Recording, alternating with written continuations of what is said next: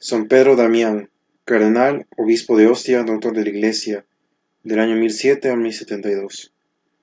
Teólogo y asceta, poeta y adversario implacable de los errores y vicios de un clero que había olvidado un tanto las virtudes evangélicas, hábil diplomático íntimamente unido con la historia religiosa de su época, escritor inagotable de epístolas, esmaltadas de acerba ironía, de chascarrillos finísimos y hasta de retruécanos.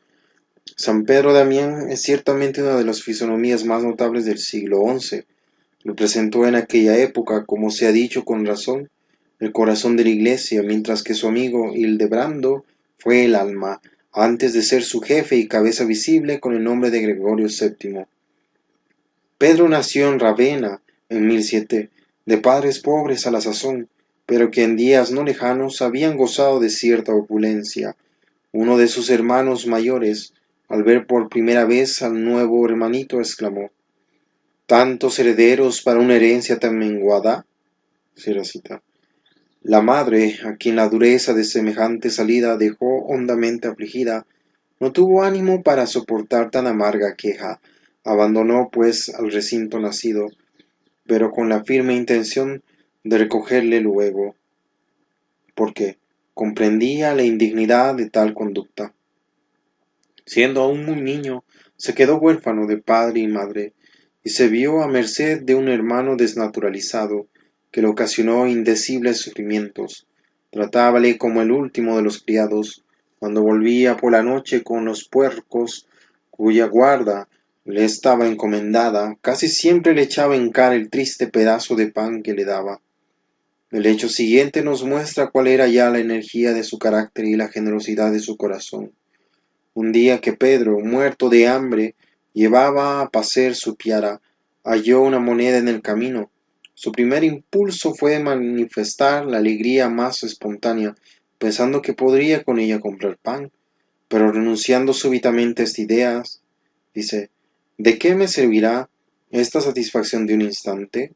Vale más que entregue este dinero a un sacerdote para que diga una misa por el alma de mi padre. Cierra cita. Llegó un día en que Dios tuvo compasión de su miseria e inspiró a otro hermano suyo, llamado Damián, el pensamiento de llevárselo a casa y encargarse de su educación. Este hermano, más humano que el anterior, y que era ya o fue poco después arcipreste de Rávena, fue para nuestro Pedro un segundo padre. El muchacho agradecido no quiso llevar en adelante más nombre que el de Pedro Damián. Gracias a sus extraordinarias dotes intelectuales, el joven pastorcillo, trocado en escolar, recuperó pronto el tiempo perdido para el estudio. Las escuelas de Rávena, Faenza y Parma celebraron pronto el contar con tan brillante discípulo. Sus rápidos progresos en las ciencias le prepararon para enseñar, y cuando aún no contaba más que 25 años, fue ya profesor en Parma y poco más tarde en Rávena. Rico y distinguido, no por eso se dejó seducir de la vanagloria. En medio de sus triunfos solía repetir con frecuencia: ¿por qué apegarse a bienes pasajeros, puesto que debo dejarlos un día? ¿Por qué no me desprendo de ellos desde ahora? Cierra cita. Anhelaba con todas las fuerzas de su alma la tranquilidad del claustro, pues no hallaba satisfacción alguna en la agitación del mundo, en espera del feliz momento de dar un adiós a las vanidades del siglo. Cita. Usaba de las cosas terrenas sin apego alguno. Cierra cita. Oía misa todos los días, servía la comida a los pobres y llevaba cilicio. Cuando se sentía tentado por la concupiscencia, se determinaba incluso a arrojarse a un estanque helado. En el monasterio de Fontavellana, preparóse por espacio de 40 días a la vida solitaria en una celda retirada, y confirmado ya en su vocación, partió Pedro Damián secretamente al monasterio de Fontavellana, en la diócesis de Gubbio. Era el año 1035. El prior, que ya conocía su reputación de varón fervoroso, ordenó que vistiera la cogulla benedictina sin pasar por el largo tiempo de prueba o postulantado que manda la regla. Pedro caminaba a grandes pasos por la vía de la penitencia. La regla de suyo tan austera le pareció pronto suave en demasía. Mucho tiempo antes del toque de maitines Ya solía estar nuestro santo en el coro y cuando los monjes se retiraban, prolongaba su oración cuanto podía. Estas vigilias excesivas llegaron a debilitarle hasta el punto de que cayó gravemente enfermo, por lo cual tuvo que ser más discreto en la práctica de la mortificación.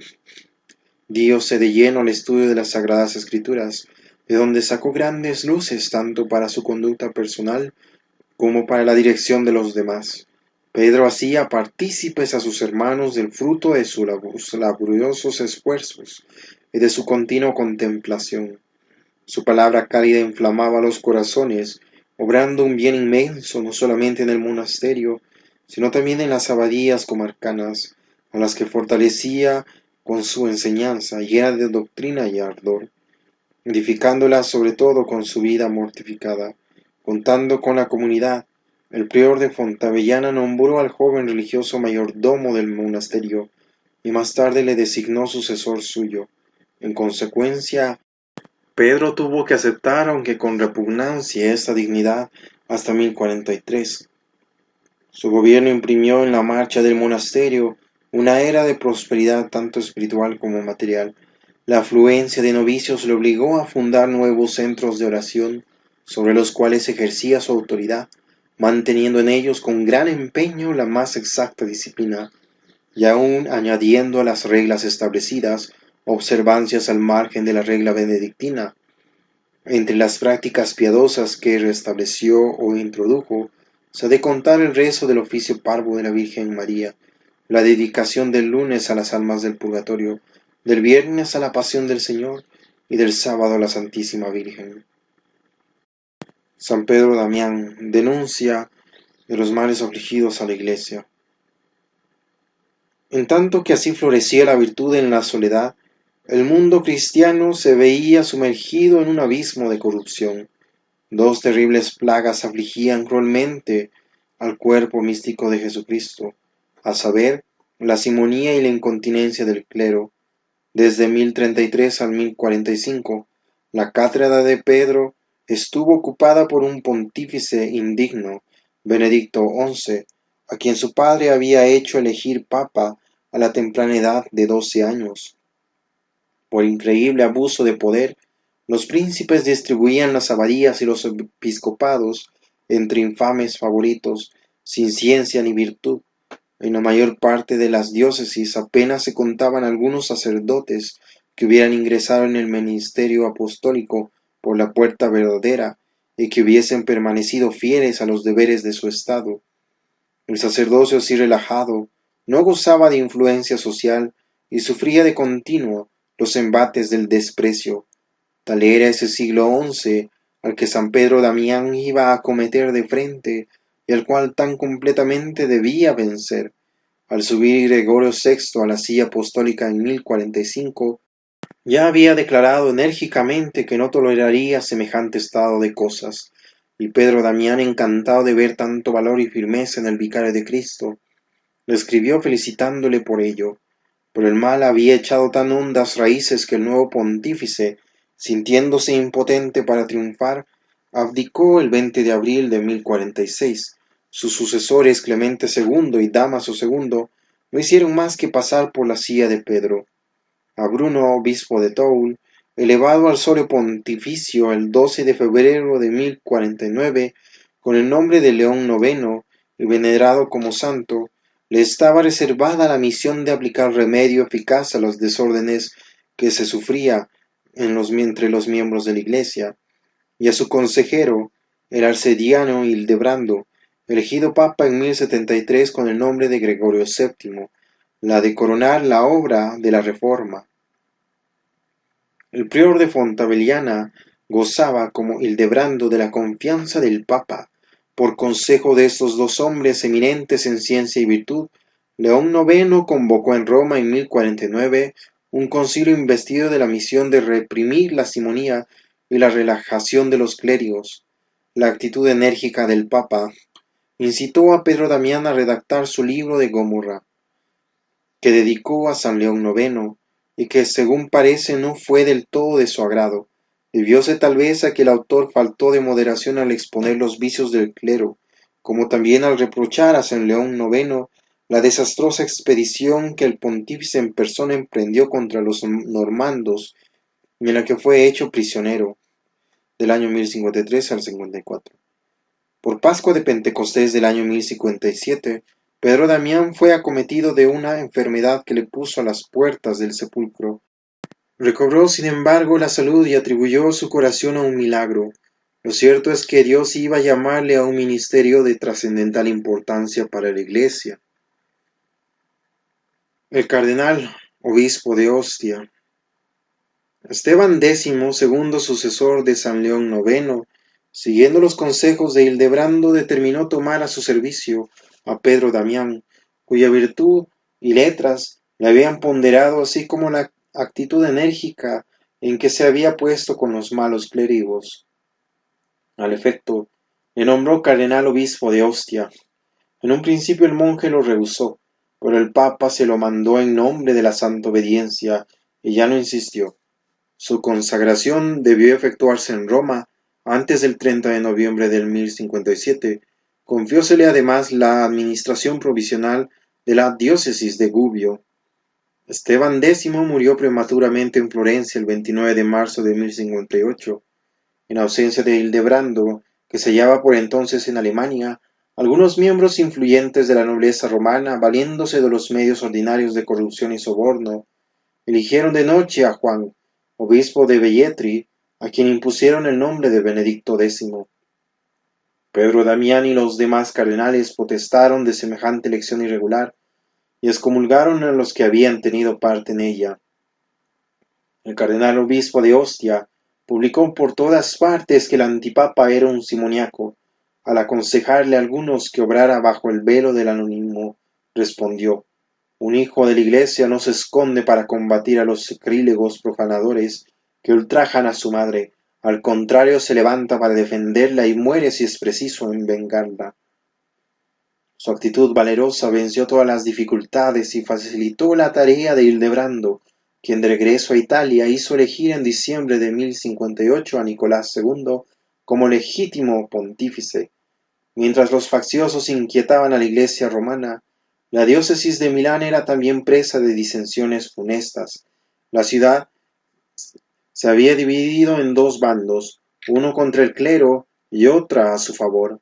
La casi totalidad de los clérigos, principando por el arzobispo Guido, vivían indignamente y habían comprado la dignidad eclesiástica, a instantes de Anselmo de Baggio, canónigo de la metrópoli, y del diácono Arialdo.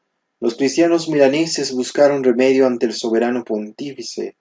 El papa Nicolás II, deseoso de poner fin a tales disensiones, envió a Pedro Damián y al canónigo Anselmo, de quien el arzobispo Guido había creído desembarazarse, haciéndole nombrar obispo de Lucca, y que muy pronto iba a ser papa, con el nombre de Alejandro II. Apenas alegado hubo expuesto sus intenciones a los milaneses, cuando resonaron por todas partes los gritos de «¡Muera el romano!». Mientras las campanas tocaban a rebato llamando al pueblo a las armas, el varón de Dios mandó llevar el ambón a la escalinata de la puerta de la catedral, y dirigiéndose a la multitud irritada, estableció con palabras del propio San Ambrosio, el insigne obispo de Milán, que la Iglesia romana tenía autoridad sobre todas las demás iglesias para la reforma de los abusos. Además, no se pretendía desposeer a la Iglesia ambrosiana de los privilegios de que gozaba, sino solamente restringirlos a sus justos límites. Estas razones, presentadas con hábil elocuencia, calmaron poco a poco la efervescencia popular, y Pedro Damián pudo proseguir la ardua tarea suspendida. Hallóse entonces frente a una simonía sumamente confusa. ¿Cómo curar un mal en el cual se complace el mismo enfermo? La prudencia del legado supo aunar la suavidad al rigor, y obrar con toda justicia en circunstancia tan grave. Su principal cuidado fue poner término a toda clase de desorden, y evitar su repetición mediante sabias providencias. Cuando vio terminada su misión, se alejó de Milán, bendecido y aclamado por todo el pueblo, que le llamaba su Salvador. La lucha con el antipapa Cádalo. La muerte de Nicolás II en el 1061 provocó un nuevo cisma.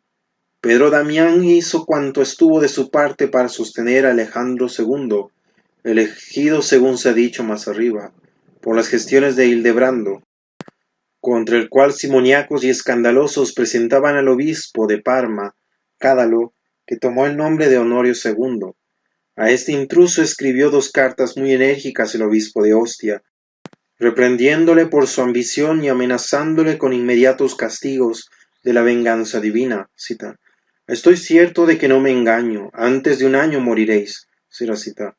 Impertérrito, Cádalo marchó sobre Roma al frente de un ejército.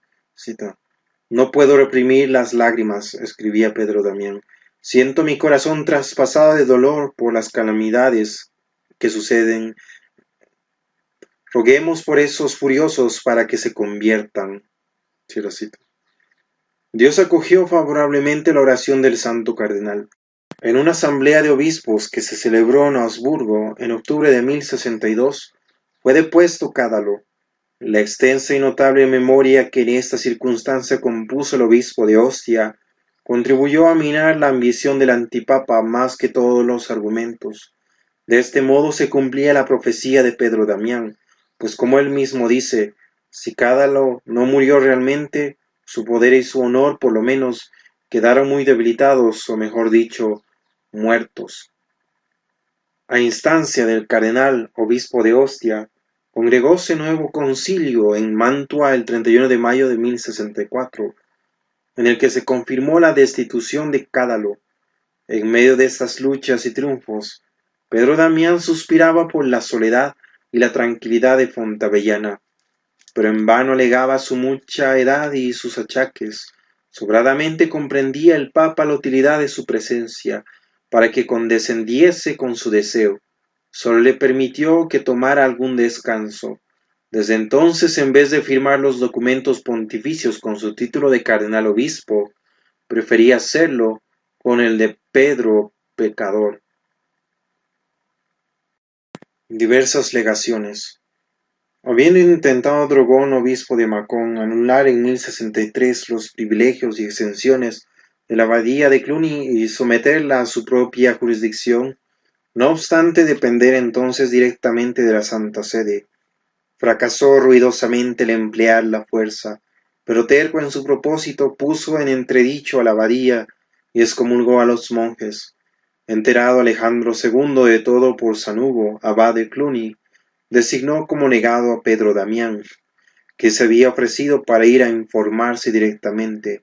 En una carta del Papa a varios obispos de Francia, leemos estas palabras, cita: Os enviamos al que después de nos tiene la más alta autoridad de la Iglesia romana, a Pedro Damián, obispo de Ostia, que es como nuestro ojo y el más fuerte sostén de la sede apostólica. Cierra cita.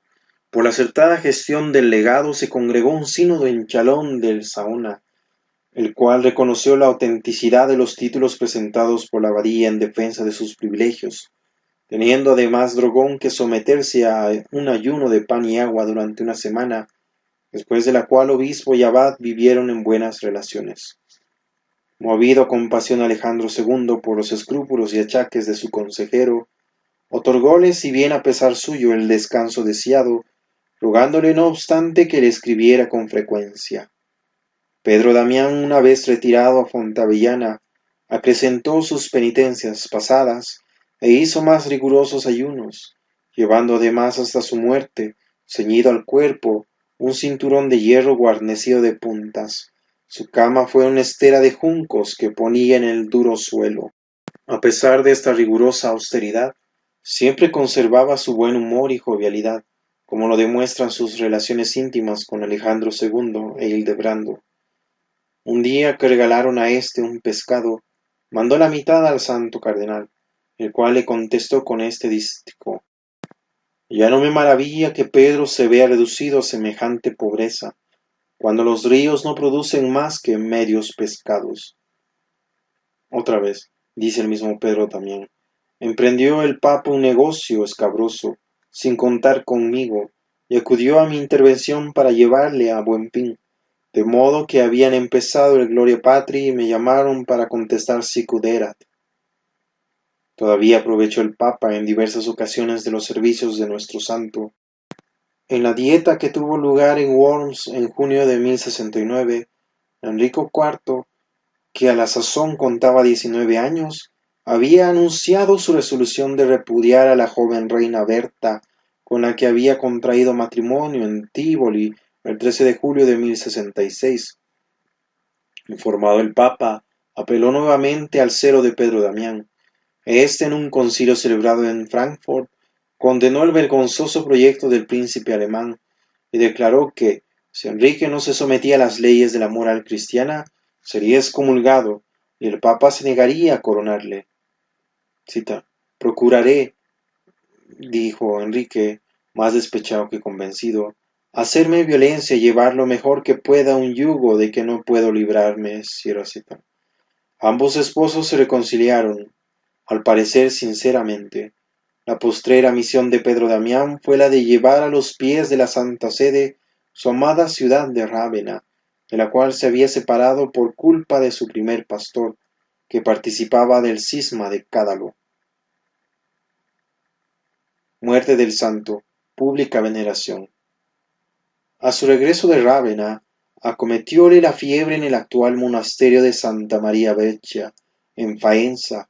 El mal fue empeorando durante una semana y en la noche anterior a la fiesta de la cátedra de San Pedro, 22 de febrero de 1072, sintiendo el enfermo que su último fin se acercaba, ordenó a los monjes que rezaran inmediatamente el oficio del día siguiente por entero, pues, cita, deseaba celebrar el oficio del príncipe de los apóstoles como si hubiese estado en Fontavellana poco después de terminar los laudes.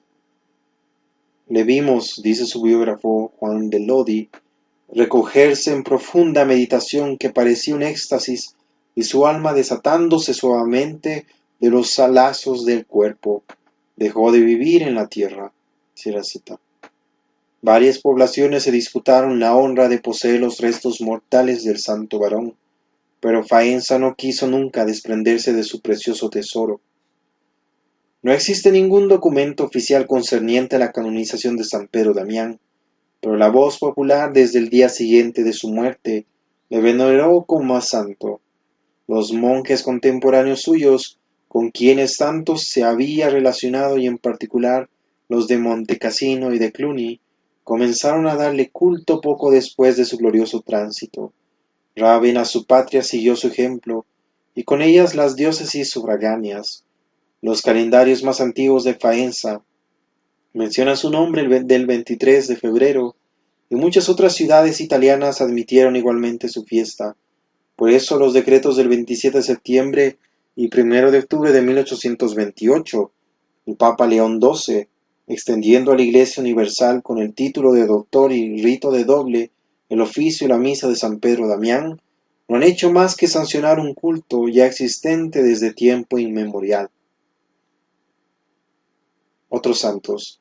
San Lázaro el pintor, monje. La vida de este santo nos enseña que cada mal tiene su remedio. Los iconoclastas habían declarado la guerra más despiadada a toda clase de imágenes religiosas para acabar con la santa religión de Cristo.